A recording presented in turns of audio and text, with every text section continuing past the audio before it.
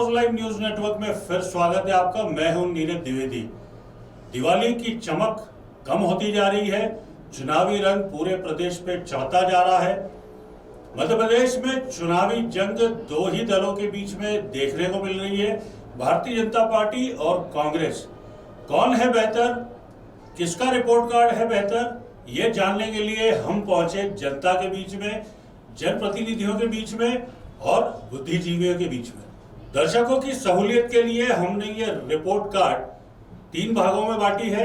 हमारा चैनल अगर पसंद आता है तो सब्सक्राइब करें, लाइक करें, कमेंट बॉक्स में कमेंट डालना ना भूलें और राष्ट्र हित में मतदान जरूर करें। हम पहुंच चुके हैं एक और मतदाता के पास। आइए जानते हैं उनका क्या रुख है, उनका क्या कहना है। कांग्रेस बेहतर या भाजपा बेहतर? कांग्रेस का भारी है, कमलनाथ की सरकार बन रही है। युवाओं ने बहुत आक्रोश में है क्योंकि युवाओं को रोजगार मिल नहीं रहा है। 18 साल बीजेपी के शासन रहा है यहाँ पर। उसके अलावा यहाँ विकास के लिए 18 साल जीरो है। सब जान रहे हैं, अब की मन बना लिए है, पब्लिक ने मन अंदर से बना लिया है। आपको कहीं झंडा बैनर दिख रहा है गली में? मन बना लिए है कि कांग्रेस को इस बार कमलनाथ की सरकार बनाना है, युवाओं को रोजगार मिलना है। जानते हैं एक और बुजुर्ग, एक और वरिष्ठ मतदाता से क्या कहना उनका। देशभक्ति के हिसाब से तो भाजपा है, लेकिन बदलाव लोग चाहते हैं। ईमानदारी की बात है ये। क्यों चाह रहे हैं बदलाव? जब देशभक्ति की बात होती है, राष्ट्रभक्ति की बात होती है तो आप भारतीय जनता पार्टी बोलते हो, उसके बाद आप बोलते हो कांग्रेस। लोगों का मत है बदलाव, तो आप रोक नहीं पाएंगे। कांग्रेस में कोई अच्छी बात नहीं है, लेकिन लोग बदलाव चाहते हैं। कांग्रेस में तो तुष्टीकरण है, लेकिन लोग बदलाव चाहते हैं। आइए जानते हैं, इनसे पूछते हैं कौन सी पार्टी बेहतर, भाजपा या कांग्रेस? भैया मेरे को तो भाजपा पसंद है और भाजपा ही को वोट दूंगा मैं। क्या कारण?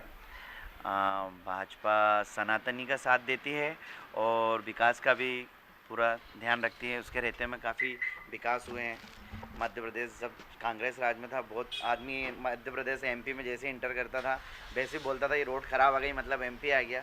आज ऐसा है कि रोड चालू होती है, बोलते हैं एमपी, कोई पता ही नहीं चलता, पेट का पानी नहीं हिलता और रोडें बहुत अच्छी हुई हैं, विकास हुआ है।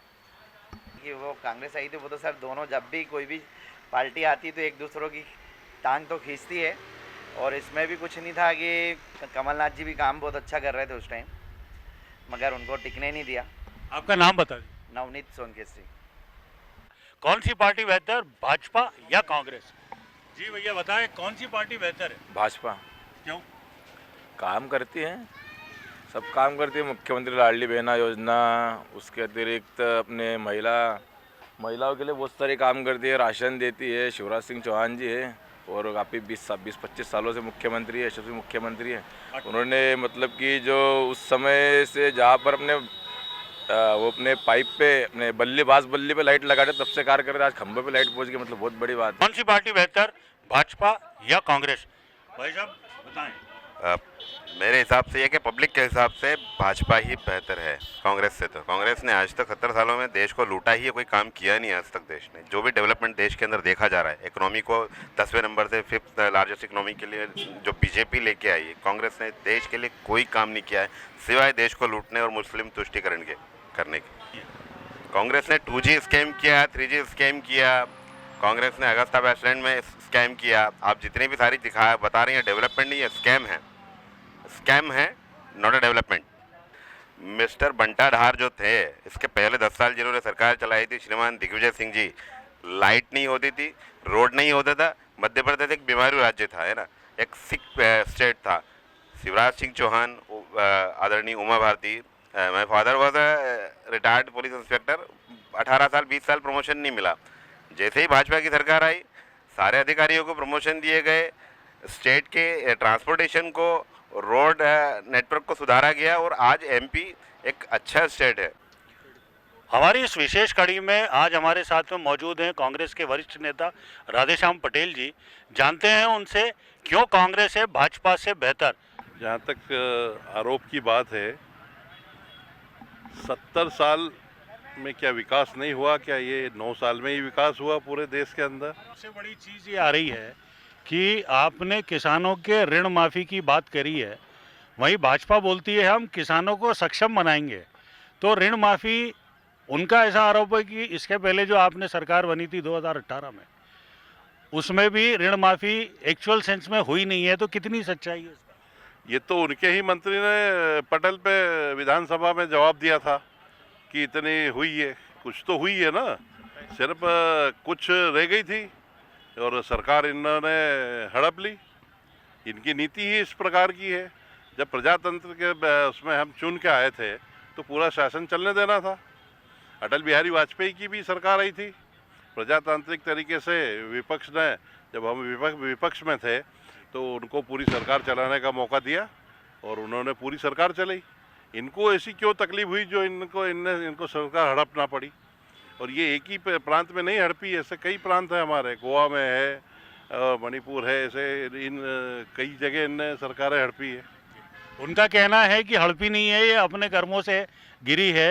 साफ साफ तौर पे भारतीय जनता पार्टी के नेता, वरिष्ठ नेता कह रहे हैं कि सिंधिया जी जो गए वो कहीं न कहीं शीर्ष नेतृत्व यानी प्रदेश का जो शीर्ष नेतृत्व है उससे व्यथित होके, उससे दुखी होके, उनकी नीतियों से परेशान होके गए। कितनी सच्चाई है? नहीं, कोई नीति नहीं।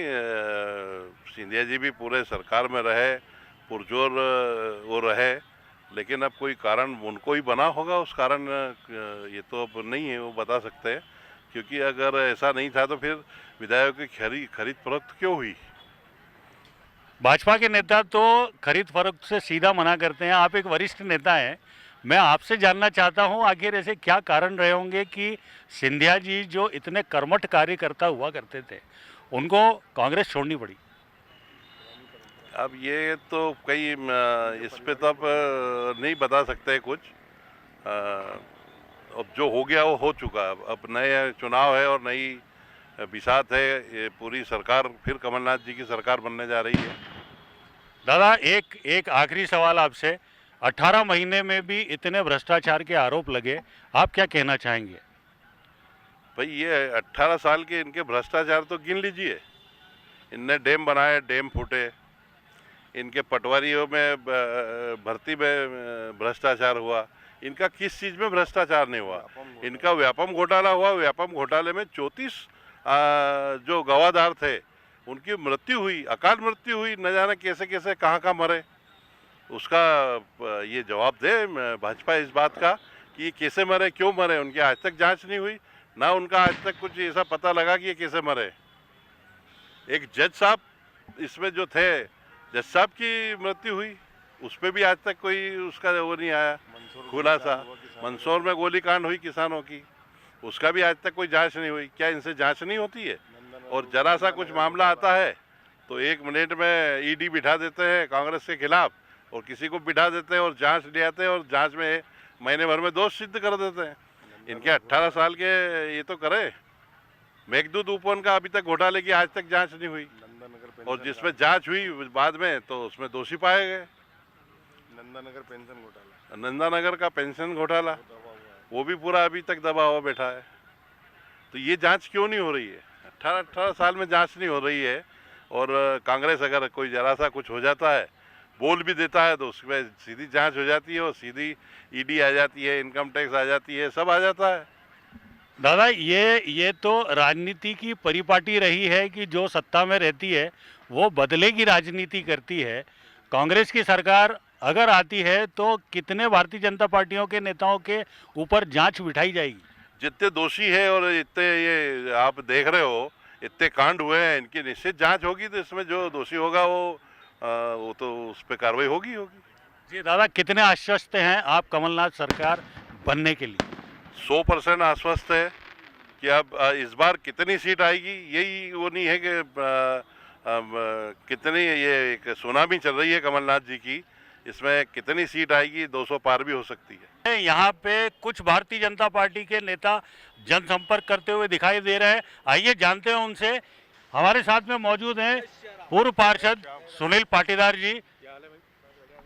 सुनील जी, जनसंपर्क जारी है।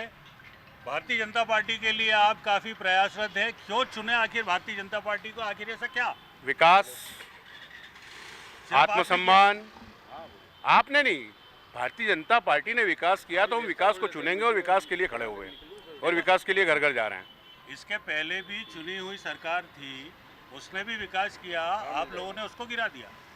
चुनी हुई सरकार थी, उसने विकास नहीं किया था तो उसको उनके नेताओं ने गिराया, और उनके जो नेताओं ने विकास करने के लिए बोला था करप्शन नाथ को, कमलनाथ को, तो उन्होंने जो विकास की राह पकड़ के भ्रष्टाचार की राह पकड़ी थी, इस कारण उसको जो 15-16 महीने की सरकार थी उसको हटाई गई। तो आप करप्शन नाथ, कमलनाथ को आप करप्शन नाथ बोल रहे हैं। आप लोगों की पार्टी पे, भारतीय जनता पार्टी पे इल्ज़ाम लग रहे हैं 50-50 करोड़ रुपए में विधायक को खरीद के, और आप लोगों ने सरकार बनाई है। सबूत है?